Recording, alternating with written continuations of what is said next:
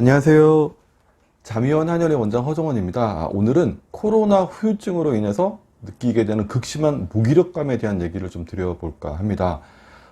코로나 블루라는 얘기를 한 번씩 다 들어보셨을 겁니다. 코로나 유행이 이렇게 장기화되고 일상생활에 여러 가지 제약이 생기면서 우울감이라든지 무기력감을 호소하는 사람들이 늘어나면서 생긴 말인데요. 코로나 블루는 쉽게 얘기해서 코로나 때문에 우울해 이런 얘기가 될 수 있을 것 같은데요. 그런데 이렇게 코로나 이후에 달라진 일상으로 인해 생긴 우울감이나 무기력감도 있지만 코로나 감염 이후에, 코로나 확진 이후에 그 후유증으로 인해서 무기력감을 호소하시는 분들이 아주 많습니다. 코로나 감염 이후에 나타나는 이런 일종의 후유증이라 볼 수가 있는데요. 코로나 감염 당시에는 가벼운 발열, 그리고 기침, 목의 통증, 이렇게 증상 자체가 가볍게 지나가나 싶었었는데 자가격리가 끝난 이후에 갑자기 심한 무기력감이 찾아와서 정말 손가락 하나 꼼짝하기 싫을 정도로 몸과 마음이 지치고 무기력해졌다라고 얘기하시는 분들이 아주 많습니다. 코로나로 인한 증상이 심하지 않았기 때문에 사실 이런 후유증이 생길 거라고는 전혀 생각지를 못하다가 갑자기 찾아오는 이 무기력감 때문에 정상적인 생활이 힘들 정도가 되니까 당황스러울 수밖에 없을 텐데요. 그래서 급한 마음에 이제 병원에 가서 약을 좀 처방받아 볼까 하고 병원을 가면 특별한 처방이 없습니다. 그래서 그냥 시간이 지나가면서 괜찮아질 거예요 라는 얘기만 듣고 돌아오는 경우가 대부분일 거예요. 그런데 자칫 이런 무기력감과 우울감이 너무 오랫동안 지속되게 되면 우울증이라든지 불면증으로도 이어질 수 있기 때문에 오늘은 이렇게 코로나 이후에 나타나는 극심한 무기력감을 한의학적인 시각에서 바라보고 그 대처 방법을 한번 말씀드려 볼까 해서 영상을 준비를 했습니다. 한의학적으로 봤을 때 이 코로나 감염 이후에 나타나는 이런 무기력감은 크게 세 가지 원인으로 볼 수가 있어요.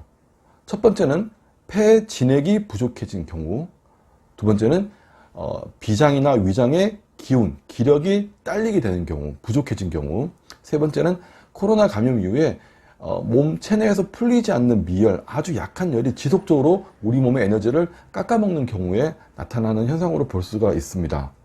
첫 번째 원인인 그 폐 진액이, 호흡기의 진액이 부족해진 경우를 설명을 드려보면요. 우리가 코로나 바이러스가 아무래도 호흡기 감염이다 보니까 코로나 바이러스를 이겨내는 과정에서 호흡기의 진액이 말라버리게 되고 그로 인해서 정상적인 호흡 기능이 떨어질 수밖에 없는데요. 코로나 이후에 숨쉬기가 힘들다, 장기침이 난다 하는 것도 결국 기도나 기관지, 폐 쪽에 점막을 촉촉히 적셔줄 수 있는 그런 진액이 부족해서 나타나는 현상이라고 볼 수가 있습니다. 한의학적으로는 이렇게 호흡기의 진액이 부족해지게 되면 감정적으로는 우울감이라든지 무기력감, 신체 증상으로는 마른 기침, 피로감, 입안이나 코 속의 건조감, 식욕 저하 이런 증상이 생길 수가 있습니다. 그리고 두 번째로 비장이나 위장의 기력이 부족해진 경우인데요.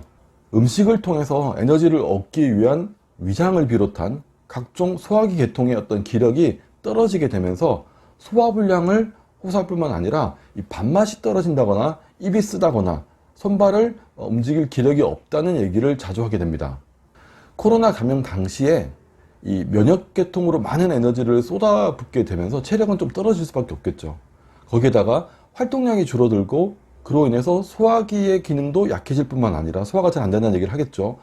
그리고 충분한 음식을 드시지 못하기 때문에 음식을 통한 에너지 보충이 안 되다 보니까 우리 몸의 발전소라고 할 수 있는 소화기를 움직일 수 있는 힘마저 없어져 버리게 되는 거죠. 그러다 보니까 음식을 먹을 힘도 없고 먹는다 하더라도 그걸 소화시켜낼 수 있는 힘이 없다 보니까 차라리 안 먹는 게 힘이 덜 든다는 쪽으로 흘러가 버리게 되니까 밥맛도 없어지고 소화도 안 되고 그러니까 안 먹고 못 먹으니까 에너지는 자꾸 더 부족해지는 그런 상태가 만들어지게 되는 거죠.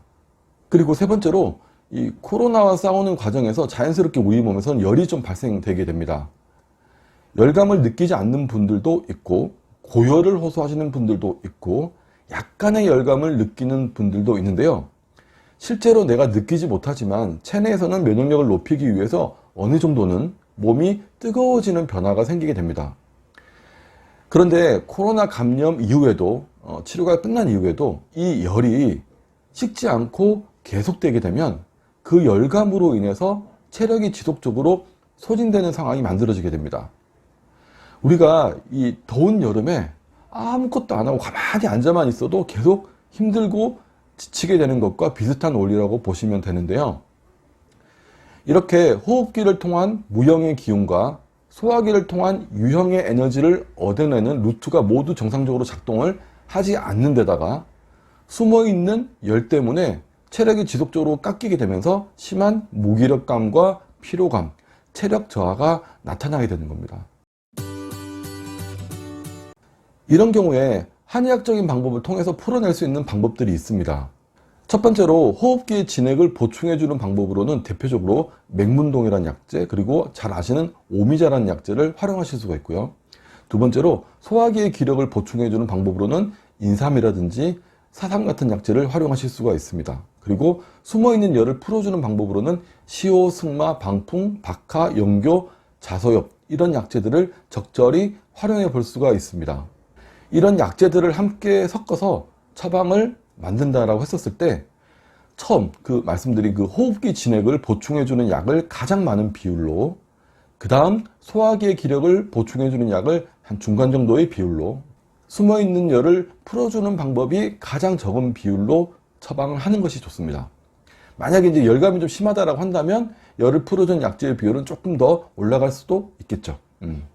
그래서 이 세 가지 비율은 4대 2대 1 정도의 비율을 생각하시면 좋을 것 같습니다. 호흡기 진액을 보충해 주는 게 4, 소화기의 기력을 올려주는 게 2, 숨어있는 열을 풀어주는 게 1, 이 정도의 비율을 생각하시면 아주 괜찮은 처방이 될 것 같은데요. 한의학 처방 중에서 생맥산이라는 아주 유명한 처방이 있습니다. 마른 기침을 하면서 식은땀 흘리고 입안이 마르고 숨이 차고 맥이 약한데 이렇게 쓰이기도 하고요. 그리고 여름철에 땀을 많이 흘리면서 지쳤을 때 체력을 회복해주는 대표적인 처방으로 활용되는 게 바로 이 생맥산인데요. 운동선수들도 이 생맥산을 수시로 마시면서 체력 소모를 예방하기도 합니다. 이 생맥산의 처방이 맹문동, 인삼, 오미자 이 세 가지 약재로 이루어져 있습니다. 그래서 앞서 말씀드린 약재들을 따로따로 구하기가 어렵다, 번거롭다라고 한다면 이 생맥산을 원처방으로 하는 차라든지 환이라든지 아니면 진액청 이런 것들을 제품들로 나와 있는 것들이 있으니까요. 이런 제품들을 구입해서 수시로 차처럼 계속 드셔보는 것도 도움이 될 수가 있습니다. 거기에 약간의 몸살 기운이라든지 가벼운 감기 기운이 아직 좀 남아있다라고 한다면 생맥산에다가 쌍화탕을 함께 섞어서 드시는 것도 하나의 방법이 될 수가 있겠죠. 지금 이렇게 코로나 이후에 심한 무기력감을 호소하시는 분들한테는 이 피해야 될 것들이 몇 가지가 좀 있습니다. 첫 번째가 매운 음식인데요. 우리가 매운 음식을 먹게 되면 이 호흡기의 진액을 더 말려버릴 수가 있습니다. 주로 땀의 형태로 진액이 빠져나가는데요. 고춧가루, 매운 고춧가루, 아니면 청양고추 같은 거, 그리고 생강, 그리고 도라지. 도라지 같은 경우에는 특히 이제 목의 통증이라든지 기침 때문에 드시는 분들이 많은 걸로 알고 있는데요. 도라지가 가래가 좀 많거나 아니면 염증이 심하면서 통증이 있을 때는 좋지만 이렇게 호흡기의 진액이 부족한 상태에서는 오히려 진액을 마르게 할 수 있기 때문에요. 피하시는 것이 좋고, 만약 도라지를 드신다라고 한다면 배라든지 모과처럼 호흡기에 충분한 수분을 공급해 줄 수 있는 음식과 함께 드시는 것이 좋습니다. 그리고 두 번째 피해야 할 건 땀이 나는 운동이에요. 매운 음식과 마찬가지로 체내 수분을 말려버리기 때문에 자칫 잘못하면 탈진 상태가 올 수가 있으니까요. 땀이 나는 운동은 피하시고 가볍게 스트레칭이나 산책 정도의 운동이 더 좋습니다. 그리고 세 번째는 보양식인데요. 우리가 보양식을 먹게 되면 몸이 좀 뜨거워지죠. 체내의 열을 끌어올려주는 방식의 어떤 그런 음식이라고 할 수가 있는데요. 이런 보양식의 경우에는 소화기를 도와주는 힘은 괜찮습니다. 소화기의 기력을 끌어올려주는 힘은 괜찮은데 그 열로 인해서 호흡기가 더 바짝 말라버릴 수가 있기 때문에 보양식을 드신다라고 한다면 호흡기의 진액을 보충해 줄 수 있는 음식과 함께 드시는 것이 좋습니다. 네 번째로는 이뇨작용을 하는 음식들인데요. 커피, 녹차, 에너지 드링크, 초콜릿 이런 것들, 이런 이뇨작용을 하는 카페인이 들어있는 음식들을 드시게 되면 순간적으로는 반짝하는, 그러니까 무기력감이 조금 살아나는, 없어지는 그런 반짝하는 효과를 볼 수 있는데 장기적으로는 체내 수분을 뺏어가 버리기 때문에 피하시는 것이 좋습니다. 오늘은 코로나 후유증으로 인해서 무기력감을 호소하시는 분들에 대한 얘기를 좀 드려봤는데요. 이런 무기력감이 대부분은 시간이 지나면서 사라지기는 하겠지만 개개인의 체질이라든지 체력 회복 정도에 따라서 오랫동안 지속되는 경우도 있습니다. 그런 경우에 자칫 치료 시기를 놓치게 되면 우울증이라든지 불면증으로 이어질 수도 있는 만큼 적절하게 대처하거나 치료를 받아보시는 것도 도움이 될 거라는 말씀으로 마무리하면서 오늘 영상 여기까지 하도록 하겠습니다. 감사합니다.